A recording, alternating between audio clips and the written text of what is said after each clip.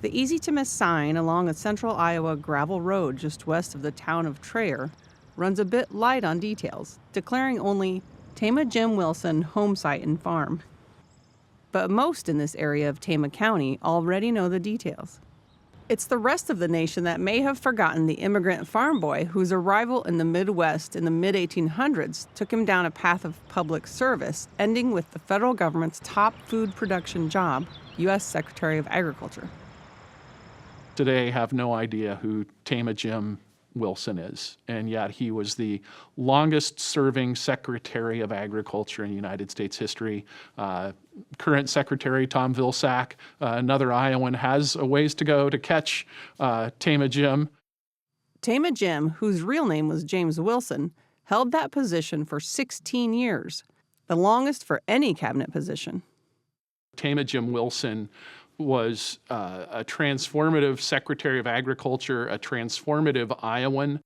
The nickname Tama Jim was a term of endearment associated with his home county, earned after being elected to the U.S. House of Representatives. When he was elected, there were two James Wilsons from Iowa that were elected to the U.S. House of Representatives, so they nicknamed him Tama Jim, and the other Jim Wilson was Jefferson Jim Wilson from Jefferson County, Iowa.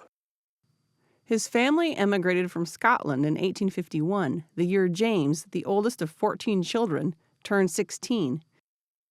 The Wilsons lived in Connecticut for a few years before moving to Iowa in 1855 to buy farmland. It was before the town of Traer was formed. They came to an area which is west of Traer, and it was settled by a group of Scottish families. He did attend school, but had limited opportunity for education. But he did go to Grinnell College for a time period, and he was, as I understand it, he did a lot of reading and self-study. In the early 1860s, Wilson acquired his own farm, became editor of the local newspaper in Traer, and married Esther Wilbur. He held several local government offices, joining the group that established the Republican Party in Iowa. By 1867, he had been elected to the Iowa General Assembly, eventually serving as Speaker of the House. So then when he's in the Iowa House in the 1860s, he's a founder and a leader of that party. And the thing to understand, it's part of those reform movements, the suffrage issues, anti-slavery issues, which is what the Republican Party is, to not allow slavery in the territories. In 1873, Tama Jim was elected to the U.S. House of Representatives, where he served 2 successive terms before returning to his Iowa farm.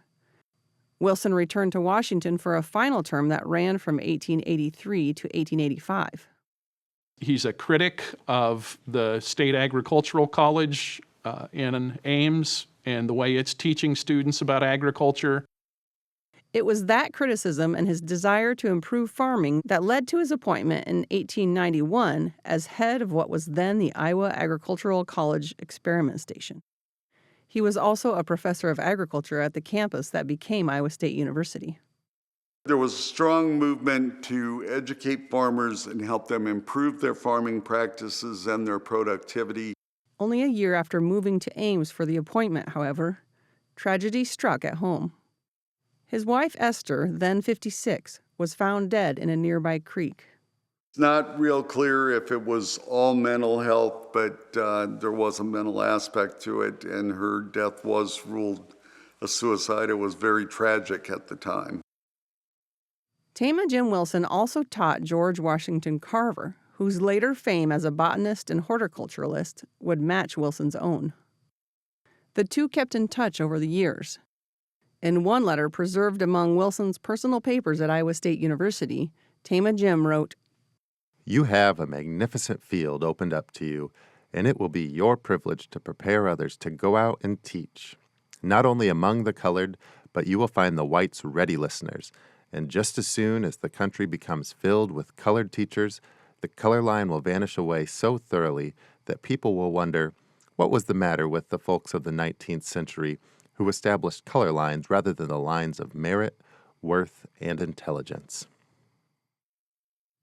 In 1897, Tama Jim was appointed as the 4th Secretary of Agriculture at the request of President William McKinley. Wilson was with McKinley the day McKinley was shot in 1901. The wound led to McKinley's death 8 days later. Wilson subsequently served under President Theodore Roosevelt and President William Howard Taft. He was instrumental in looking at the breadth of what agriculture did and contributed to the country. The fact that we were developing trade with foreign countries, the growth of experimentation, improving farm practices, the Food and Drug Administration, things like quarantines on livestock diseases. He was looking at all things that agriculture was involved in other than just at the farm gate. James Wilson really does modernize and makes the USDA a relevant cabinet-level department. Tama Jim left Washington, D.C. in 1913 at age 78 and returned to Traer, where he died in 1920.